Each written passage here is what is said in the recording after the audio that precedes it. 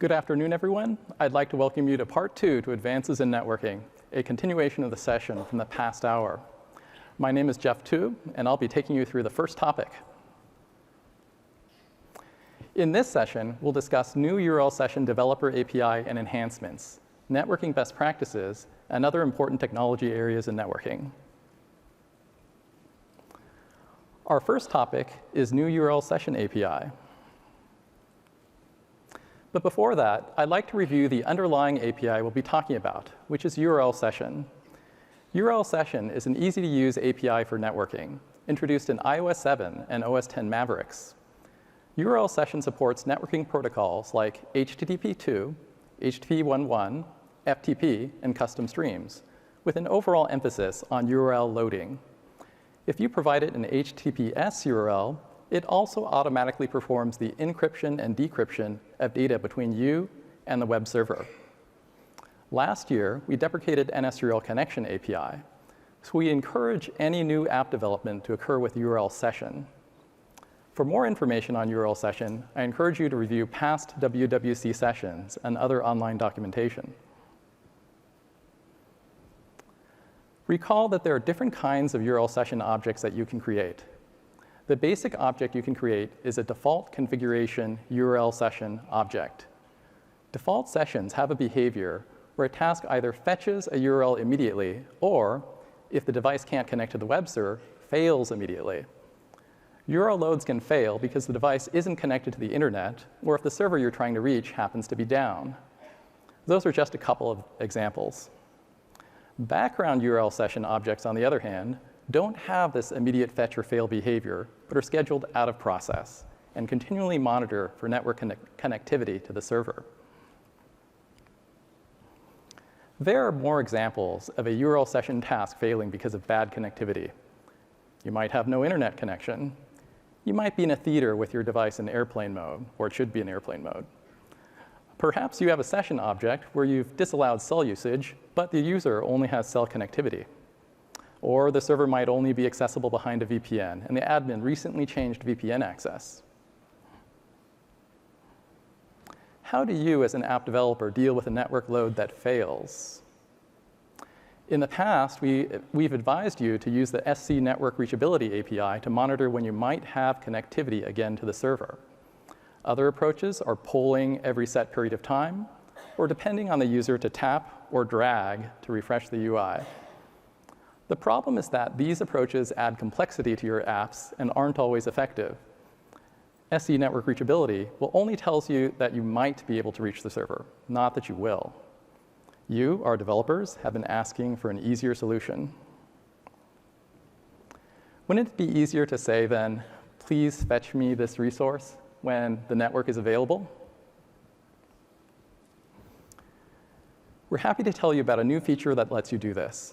We call this the URL Session Adaptable Connectivity API. This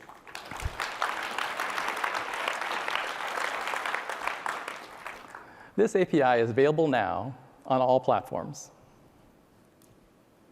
By opting into this API, you tell URL Session that in the event that the task would fail because of a lack of connectivity, that it should wait for a connection to the server instead of failing. How do you opt in? There's a new Boolean property called waits for connectivity. Set this to true, and then you get the new behavior. I'd like to repeat what this property does. You go from the default behavior of load it now or fail now if I can't connect to load it now, but if I can't and would have failed because of a lack of connectivity, try again when I get a real chance to talk to the server. The API also waits when it encounters DNS failures as well, since one network's DNS server might fail to resolve, but another one may not. Please note that this Boolean is a no-op for background sessions, as background URL session objects get this behavior automatically. We'll tell you later in this hour more about the differences. You may be wondering, can my code get a notification if it's in this waiting state? You might want to have the app present other behavior while it's waiting to connect. For example, having an offline browsing mode, or a mode that operates when the user is only on cell. If you would like to know when your app is in this waiting state, you can optionally implement the URL session task is waiting for the connectivity delegate method. Note that this delegate method is only called if you've opted into the waits for connectivity property with a true value. If you've done this, the delegate method itself will be called only one time, or not at all, if the task never had to wait. We recommend that your apps always opt into the waits for connectivity property. This is because even when you opt in, the task will still try to run immediately. The task will only wait if it can't connect to the server. There are rare exceptions to opting into the property, though. For example, if you had a URL session task whose purpose was to buy stock at market price, you would want that to run now or fail now and not wait until you had an internet connection. I'd also like to mention that when you opt into waits for connectivity, the timeout interval for request timer starts only after you've connected to the server. Timeout interval for resource, however, is always respected. Let's summarize how we would use the API and then go through a code example. The main thing is to opt into the waits for connectivity property. You would create and resume the URL session task as before. If the device can't connect to the server, we'd call a delegate callback if you implemented it, and only once. All other URL session methods are still called, same as before. Remember, though, that this API only has an effect for non-background sessions. Let's go through sample code. First, create a session configuration object and make one for a default session type. Opt into the waits for connectivity property. Create the session object and set the URL you want to load. Use the session object to create a task object. And finally, resume the task to get it started.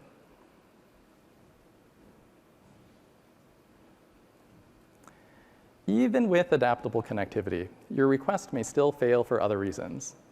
For example, you could connect to the server, but a new data center employee might unplug a server, cause the network connection to drop, and all your apps on your phone might disappear. Or your device connects to the server and sends an HTTP request, but there's so much traffic that the request times out. For situations like these, we'd like you to consult online resources that go into more detail on what you can do.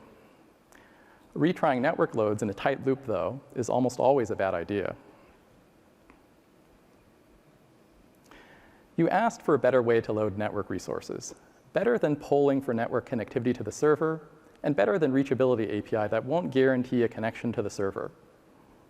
Let URL session do the work for you. Opt into the waits for connectivity adaptable connectivity API. If you opt in, the request will still run immediately with no performance penalty, and only wait if you can't connect to the server. Once it can connect, your URL session task behaves just like it did before. Continuing our theme of what's new, I'd like to pass the mic to my colleague, Jeff Jenkins.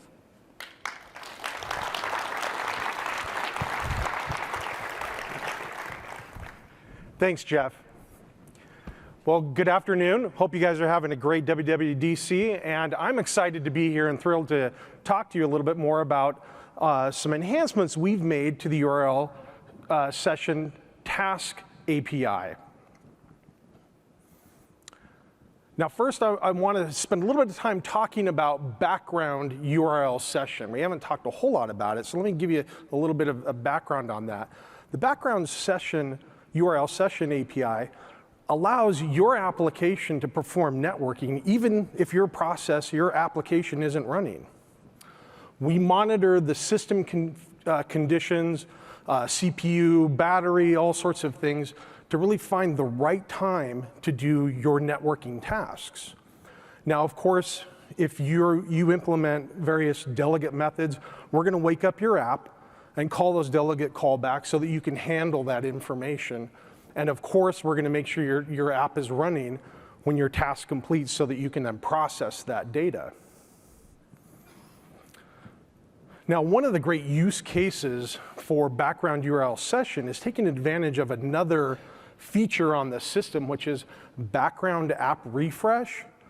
Now, what this really does is allows your application to have the most current, the freshest data, right? There's nothing more frustrating than pulling your device out, launching an app, and the first thing you're greeted with is some sort of spinner, right? You're waiting for this application to start pulling down data.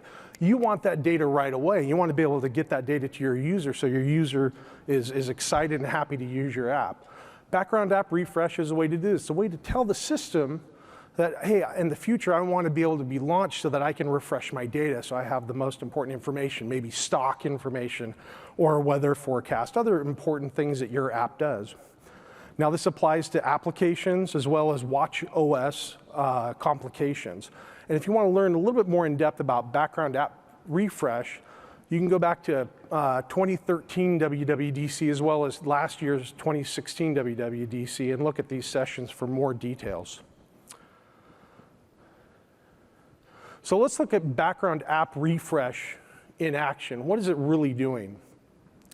And to do that, we kind of need to look at the state of your application.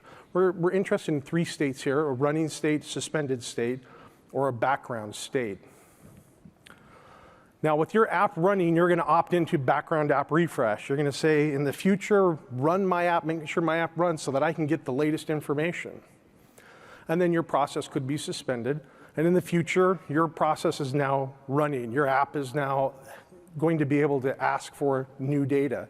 And like good developers, this app is using URL session API. In fact, it uses a background URL session. It creates a URL session task and schedules this task to run and grab the data that your application needs.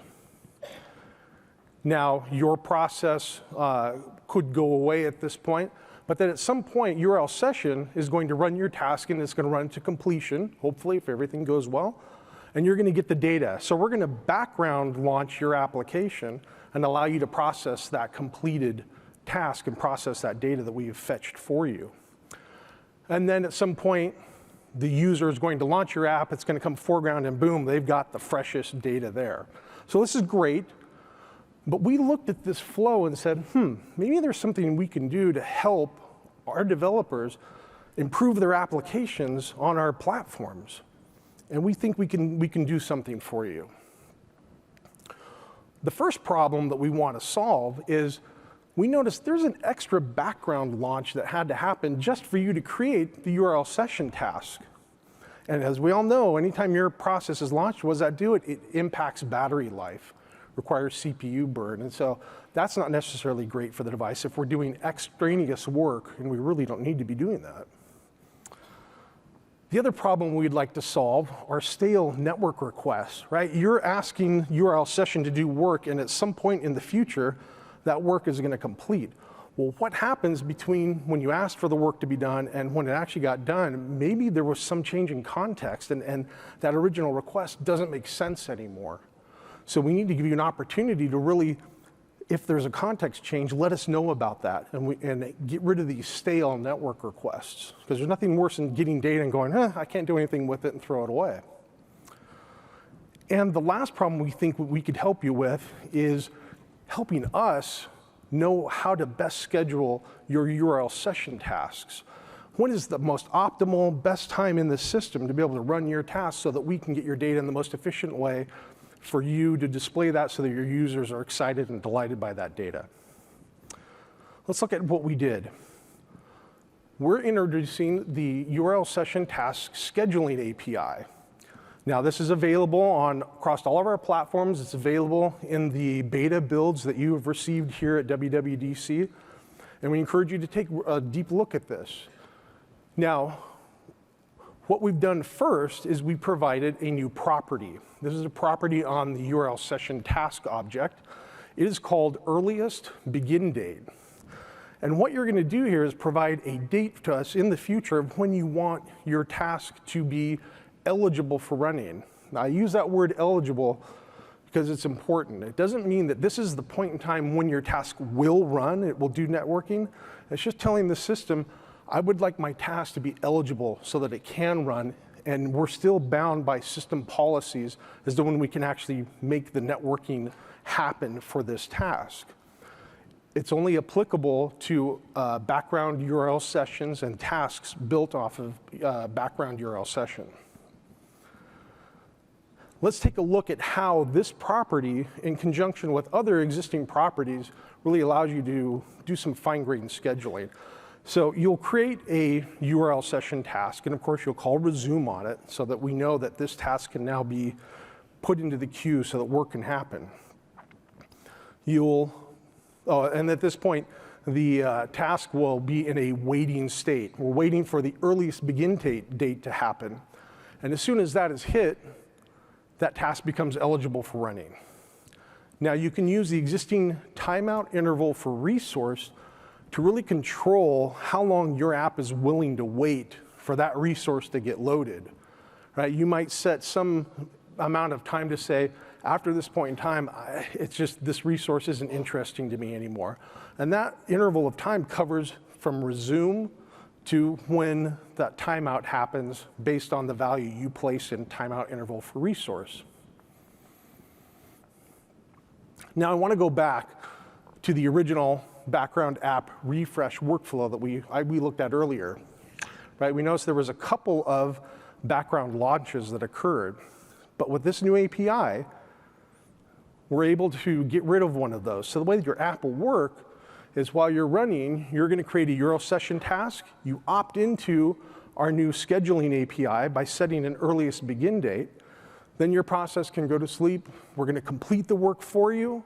And when that work is available, we're going to background launch you that one time and allow you to process the resulting data.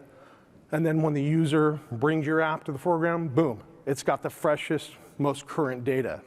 And we've been able to solve that one problem of that additional background app launch. And so it's better performing on the system, and we think that's great.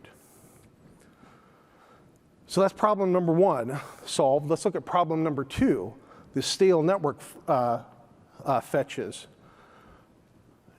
We want to give you an opportunity to alter future requests. So you might have given us a request, but the context might change.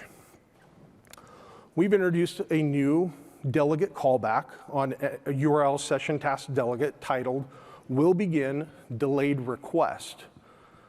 With this delegate, you will be able to be called at the moment when your task is about to start networking.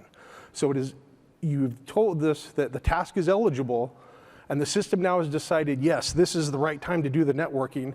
We're going to call this delegate method if you implement it and allow you to make some decisions about this task. Now, this will only be called, one, if you implement it. Also, if you opt into the scheduling API by setting an earliest begin date. And again, this is only available on background URL sessions. And as I mentioned, this is an optional delegate. And I want to take a second here to have you really think about this, because it's important. This delegate method, as with all delegate methods, they're all opt-into. But this one will cause some interesting side effect that I'll show you in a minute. You really need to think about, can my application determine context, the viability of a request in the future? Now, there's a completion handler that's passed to this delegate method, and you need to give a disposition to URL session. You need to tell us, does the original request, does it still make sense? Go ahead and proceed. Or maybe the context has changed enough and you need to make some modifications, maybe a different URL, or maybe a header value is different, and you want to go ahead and modify that request at this point in time, right before the networking happens. Or you might make the decision, this request is just useless at this point, cancel. We don't want to do a stale request. So now if we go back to this workflow, and we go back to my comment about really thinking about this delegate method, you will see that we're kind of back to that original workflow where there's two background launches in order to satisfy this URL task, right? But we have to stop and think about that. What is more expensive, performing a stale network load or a mere application background launch? It is way more expensive to the system to do stale loads, get all this data, and then decide, I don't need it, and pitch it. Okay, so we want you to really think about this new delegate method and whether your application has the ability to really understand the viability of your requests in the future. Hopefully that makes sense to you. Now, the third problem we want to solve is how do we schedule your requests in a most optimal, most intelligent way on our system. There's some information that in URL session we just don't know about. So we're providing a little bit change to our API to allow you to explain to us some information about your requests and also about your responses.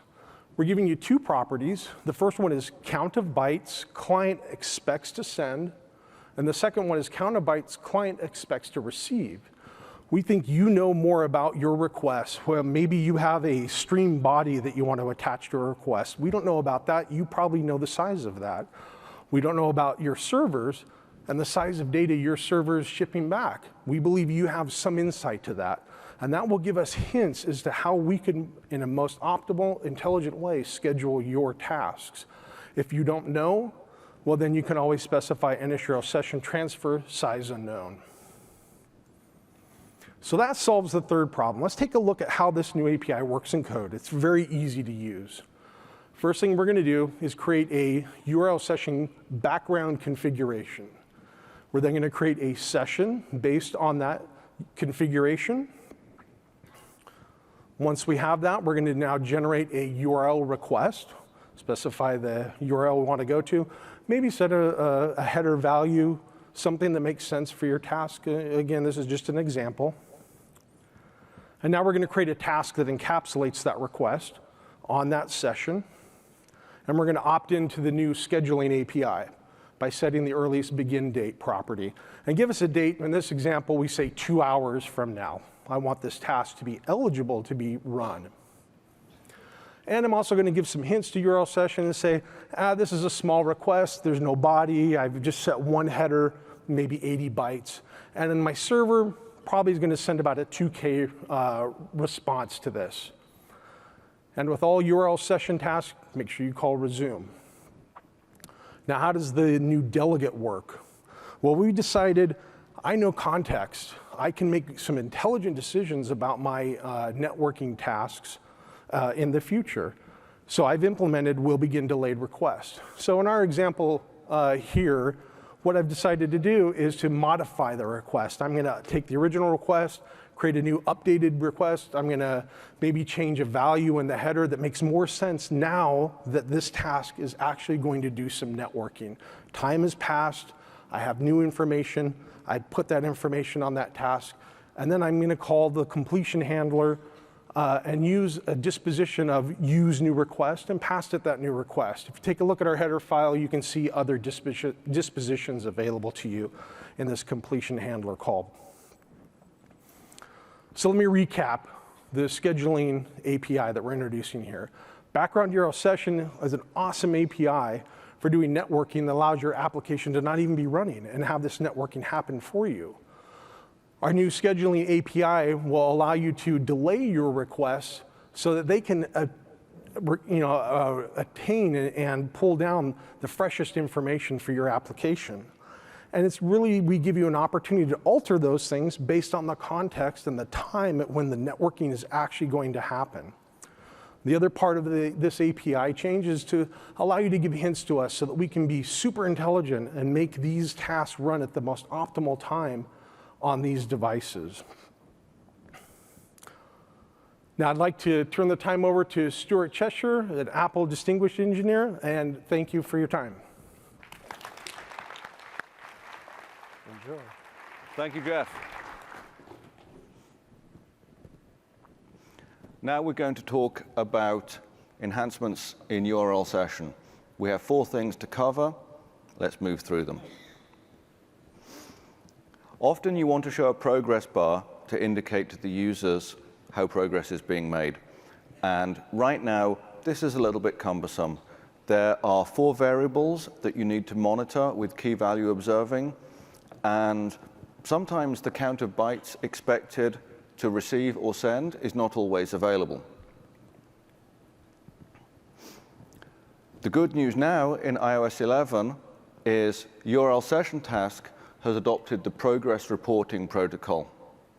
You can get a progress object from the URL session task, and that gives you a variable fraction completed, which is a number in the range 0 to 1. You can also provide strings to give more detail about what the operation is. You can attach that progress object to a UI progress view or an NS progress indicator to get an automatic progress bar. You can also combine multiple progress objects into a parent progress object when you're performing multiple tasks, such as downloading a file, decompressing a file, and then handling the data. So that makes your progress reporting much simpler.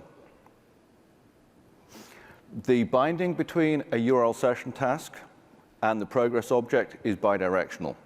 So if you suspend a URL session task, that is the same as pausing the progress object. If you pause the progress object, that is the same as suspending the URL session task. We now have support for the Brotli compression algorithm.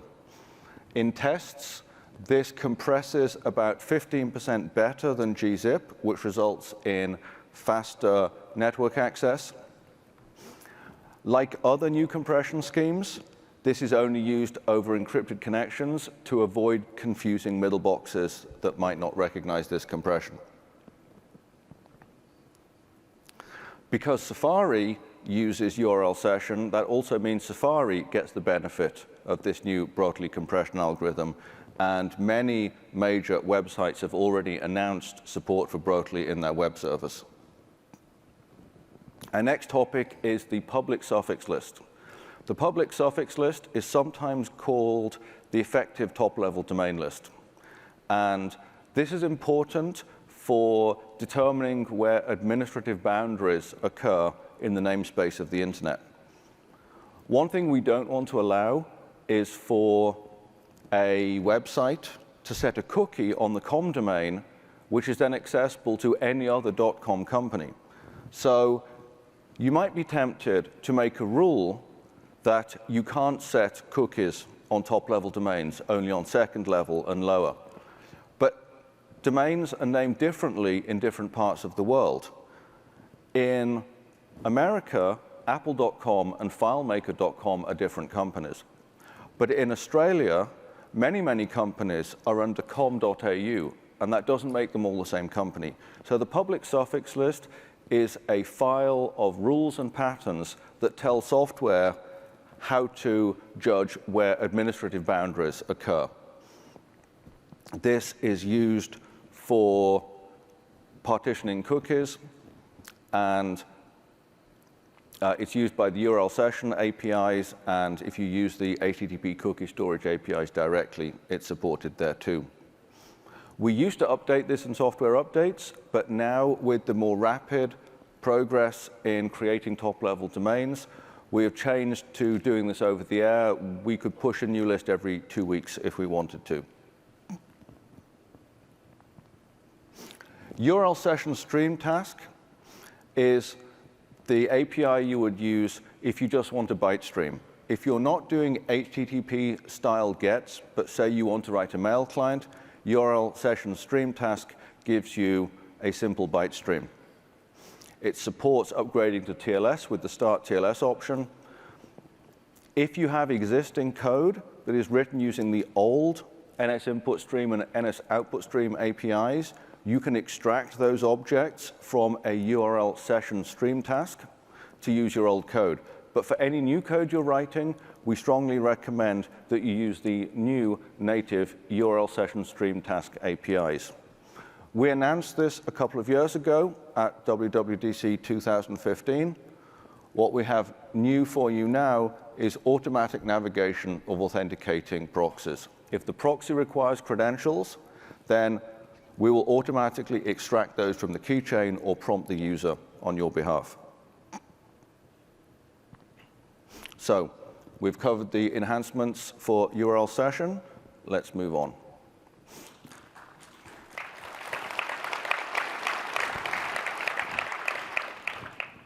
Thank you. Tips and hints that we've learned from our years helping developers. Number one rule, don't use BSD sockets.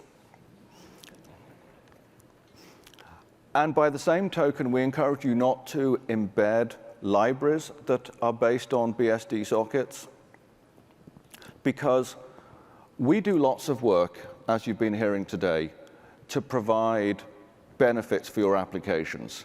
We provide Wi-Fi assist so that your application succeeds instead of failing when Wi-Fi isn't working. We provide techniques to minimize CPU use and minimize battery use to give users longer battery life.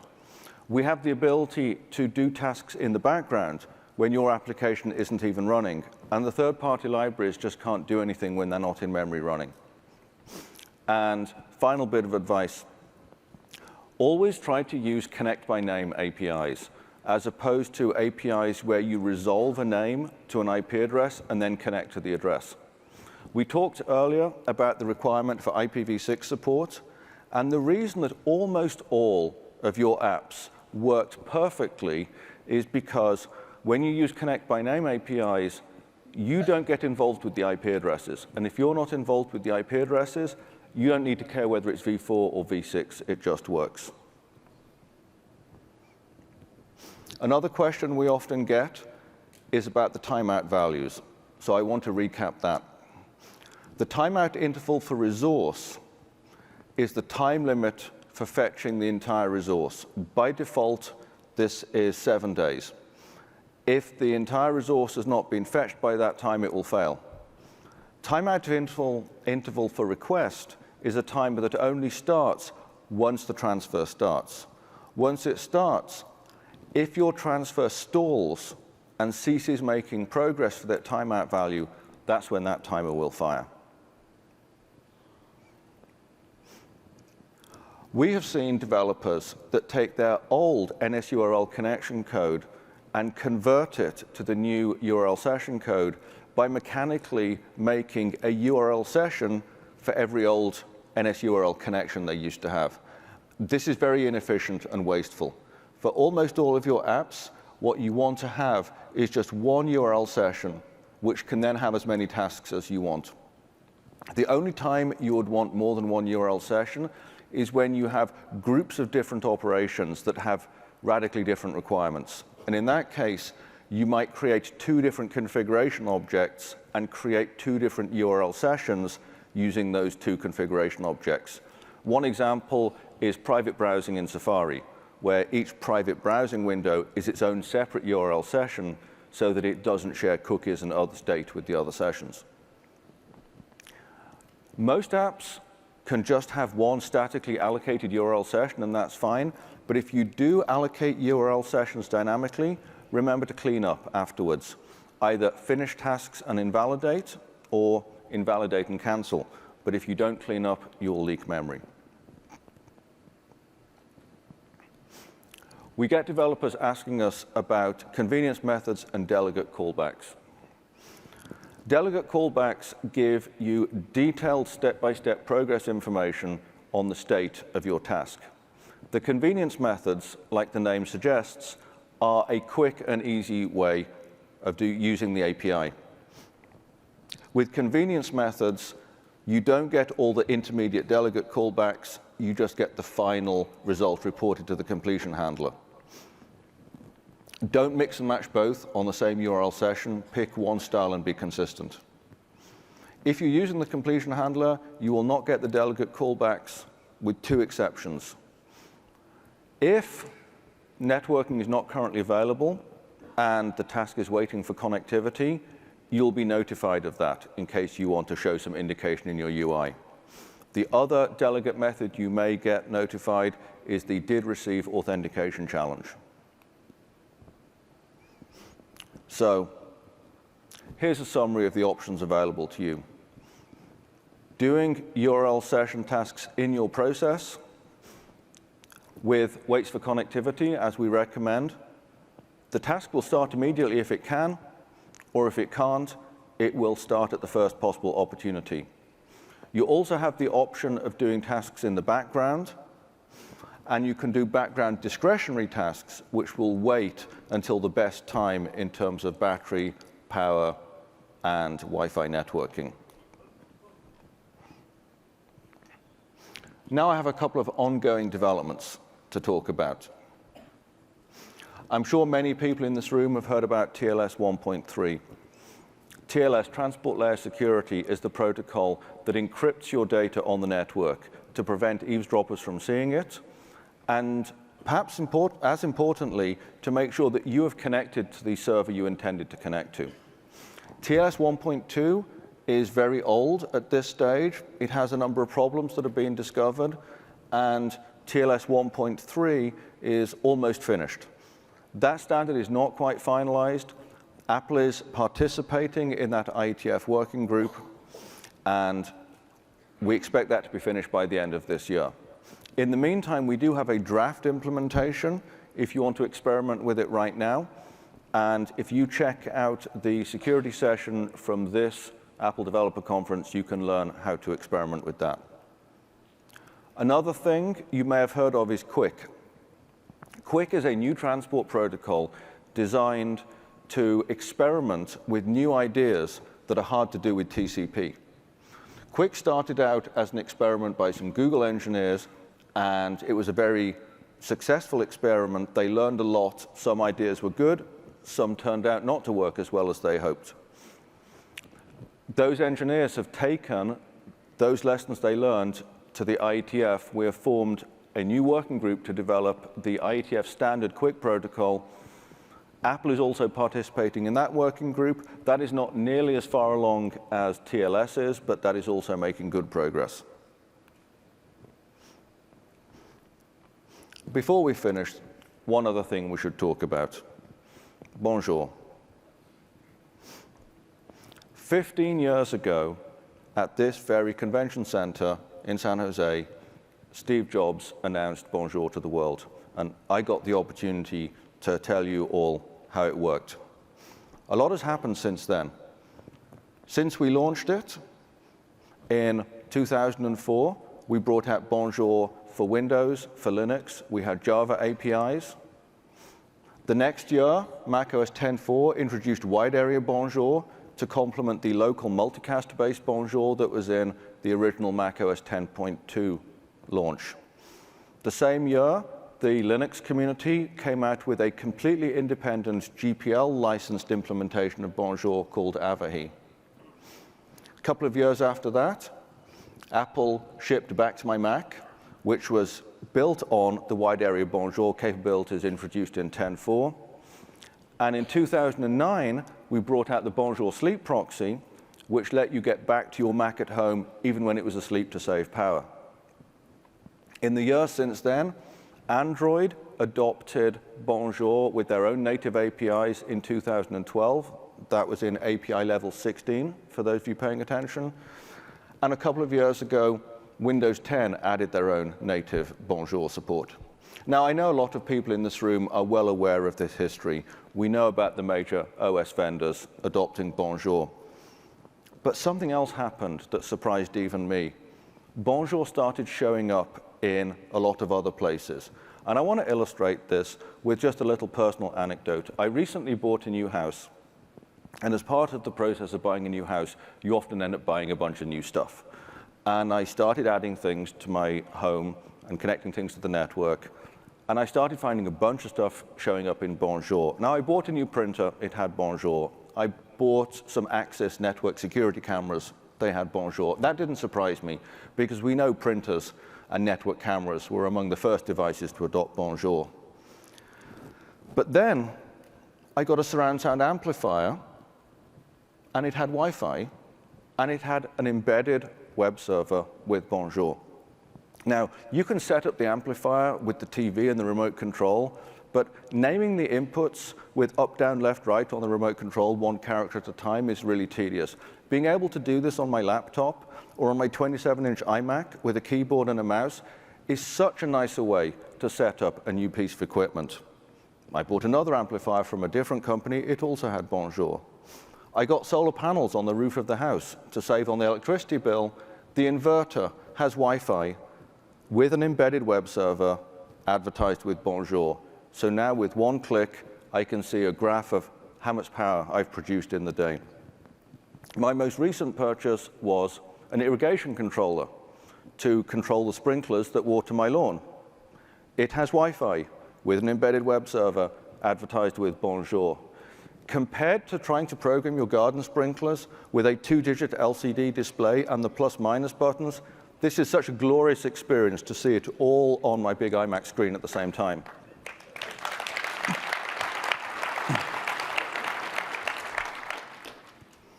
So thank you to all you device makers who are making these wonderful products.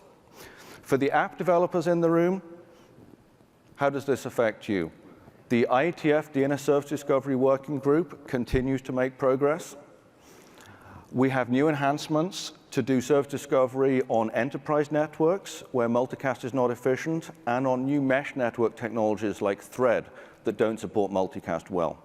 The good news for app developers is this is all completely transparent to your apps. The APIs haven't changed because we anticipated these things even 15 years ago. The only thing to remember is when you do a browse call and you get back name, type, and domain, pay attention to all three. You may be used to see the domain always being local, but now it may not be local. So when you call resolve, make sure to pass the name, type, and domain you got from the browse call. And for the device makers out there, don't forget to support link local addressing. Link local addressing is the most reliable way to get to a device on the local network, because if you can't configure it, you can't misconfigure it. So to wrap up, in part one, we talked about ongoing progress in ECN. It's now supported in clients and servers. The stage is set. Any ISP can now see an immediate benefit for their customers by turning on ECN at the key bottleneck links. Continue testing your apps on NAT 6.4. Mostly no news there. We're very happy everything is going smoothly. We have a move to user-space networking, which also doesn't change the APIs, but you may notice when you're debugging and looking at stack traces, you may see symbols in the stack trace you're not used to. You may see differences in CPU usage. We wanted you to be aware of that so it didn't surprise you. We have new capabilities in the network extension framework. And the big news, we have multipath TCP, as used by Siri, now available for your apps to use as well. Thank you.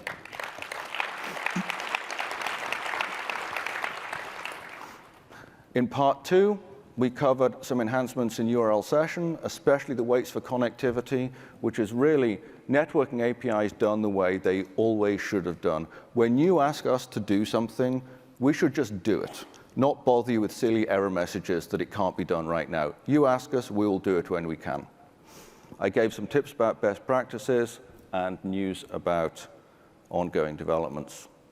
You can get more information about this session on the web. We have some other sessions we recommend you hear that you'll probably find interesting. Thank you.